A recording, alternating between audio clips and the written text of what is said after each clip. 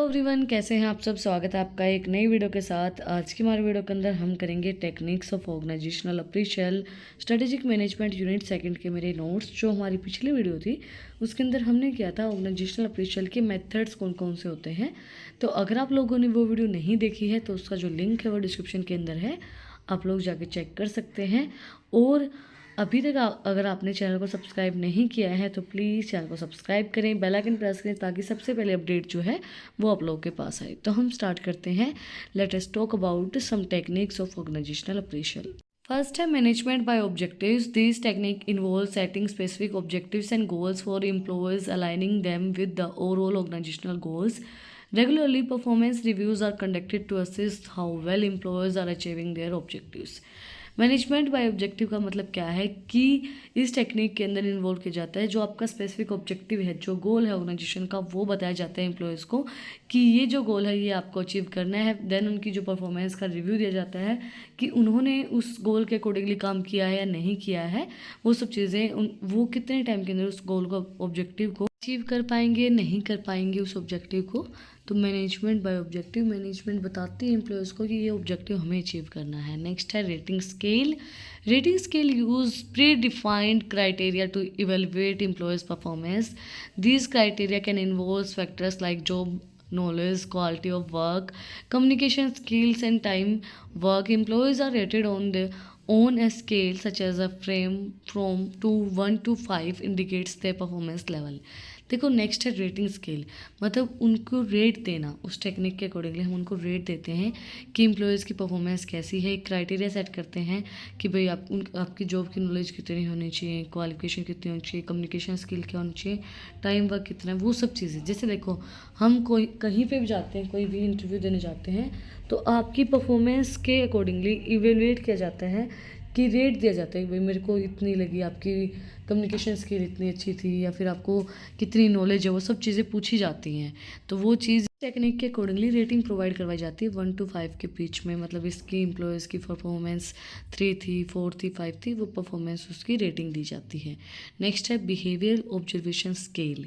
BOS focus on observing and evaluating specific behaviour and exhibits by the employees trained observe assess behavior like problem solving, decision making, leadership and communication skill.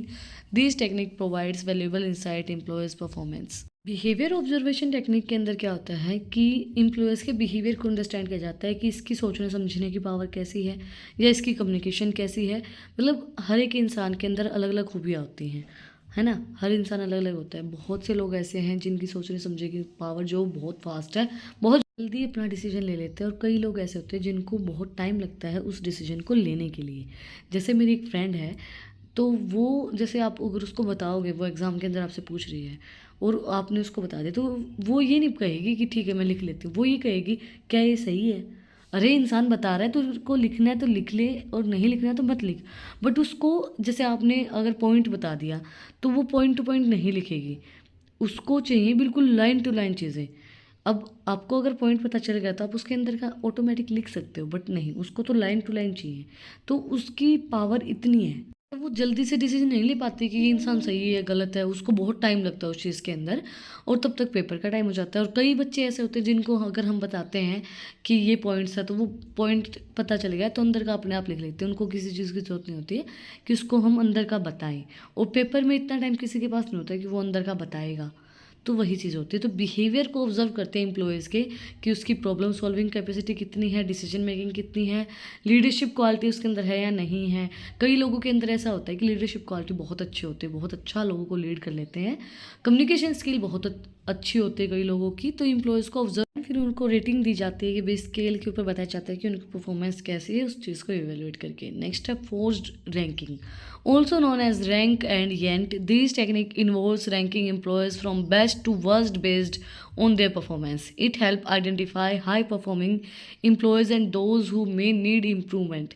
However, it can be conventionally and may create a competitive work environment.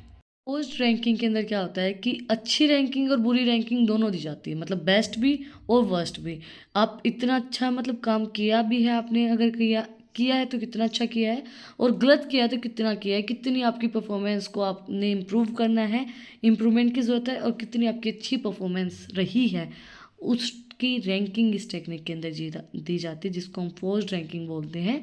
इसके अंदर बताया जाता है, एक competitive work environment provide कराया जाता है, जिसके अंदर हमें बताया जाता है कि आपकी परफॉर्मेंस इतनी हाई जा सकती है या गई है, या आपकी परफॉर्मेंस इतनी वर्स्ट रही है इन दिनों में। नेक्स्ट टेक्निक है हमारी critical incident technique. This technique involves documenting specific incident that highlight specially और poor performance. These incidents are then used as example during performance evaluation to provide feedback and identify areas for improvement. इसके अंदर incident के accordingly आपकी मतलब ये technique use की जाती है इंसिडेंट्स के अकॉर्डिंगली, कि उस इंसिडेंट के अंदर आपकी परफॉर्मेंस ये रही थी। जब आपकी कंपनी के अंदर कोई ऐसी सिचुएशन आती है, कोई ऐसा इंसिडेंट होता है, उसके अंदर इंसिडेंट के अंदर आपको पता चलता है कि इसकी परफॉर्मेंस कैसी रह सकती है, कैसी रही थी, तो उसके अकॉर्डिंगली आप बताते हैं कि आपकी परफॉर्मेंस पुअर थी, अच्छी थी, बुरी थी, तो उस टाइम पे आपको फीडबैक प्रोवाइड करा जाता है। जैसे कि आपने सुना होगा कि भाई बुरे टाइम में पता चलता है कि आपके अच्छे और सच्चे जो साथी है वो कौन है। तो उसी टाइप से जब आपकी एक सिचुएशन आती है, कोई इंसिडेंट होता है, उस टाइम पे आपको पता चलता है कि आपको की जो परफॉर्मेंस है वो अच्छी है या बुरी है। देन उसको इवेलुएट किया जाता है, आपको फीडबैक प्रोवाइड करा जाता है, और उसके बाद बताया जाता है कि आपको किस चीज़ के अंदर और ज़्यादा इंप्रूवमेंट की ज़रूरत है। नेक्स्ट है self assessment. Employees assess their own performance against predefined criteria और goals. This technique increase self reflection and empowers employees to take ownership of their development. It can be combined with the appraisals methods for the comprehensive evaluation. उसके बाद self assessment, employees की जो खुद की performance है, जो pre defined criteria उनको गोल दिया गया है, वो रिफ्लेक्ट करता है कि आपने मतलब कितना किया है, कितना नहीं किया, आपने गोल अचीव करने के लिए कितनी मेहनत की है। और आपको सेल्फ रिफ्लेक्शन जो है एम्प्लॉयज़ को वो एम्पावर प्रोवाइड करवाता है कि भाई आप उस चीज़ को टेक ओवर कर सकते हो, उसकी ओनरशिप ले सकते हो, वो चीज़ डेवलप करती है उसके अंदर। और ये कंबाइंड होता है अप्रिशियल मेथड के अंदर और कंप्रेहेंसिव एवेल्यूएशन के अंदर। इस टेक्निक की हेल्प से हमें पता चलता है कि वही अप्रिशियल मेथड्स जो है हमारे वो हैं, या कंप्रेहेंसिव एवेल्यूएशन है, किस तरीके से हमने की है। लास्ट बट नॉट लीस्ट हमारा peer review. In this technique colleagues provides feedback and evaluate each other performance. It promotes collaboration, team works and broader perspectives on employees performance. Peer reviews can be anonymous और open depending on the organisational culture. Peer review के अंदर क्या होता है, colleague से review लिया जाता है कि एक दूसरे की परफॉर्मेंस कैसी रही। जो आपके पास बैठता है इंसान, जो आपके कलीग्स होते हैं, उनसे पता लगाया जाता है कि इन्होंने कितना परफॉर्म किया, इसने कितना हार्डवर्क किया, इसकी परफॉर्मेंस कैसी रही है। और दूसरे जो एम्प्लॉयज़ हैं उनसे पता लगाया जाता है कि आपकी परफॉर्मेंस कैसी रही, उनका रिव्यू लिया जाता है। चीज़ हेल्प करती है प्रमोट करने के लिए, किस चीज़ को प्रमोट करती है, कोलैबोरेशन को, भाई आप कोलैब करके चलोगे, टीम वर्क को, और जो भी हमारे ब्रॉडर प्रोस्पेक्टिव्स होते हैं, एम्प्लॉयज़ की परफॉर्मेंस कैसे उस चीज़ को। पीयर रिव्यू जो है वो एक ओपन डिपेंडिंग जो ऑर्गेनाइजेशन के कल्चर के ऊपर डिपेंड होता है सारा, क्योंकि कलीग्स की बिहेवियर कैसा है, उसका कल्चर कैसा है, वो सब चीज़ों के ऊपर डिपेंड करता है।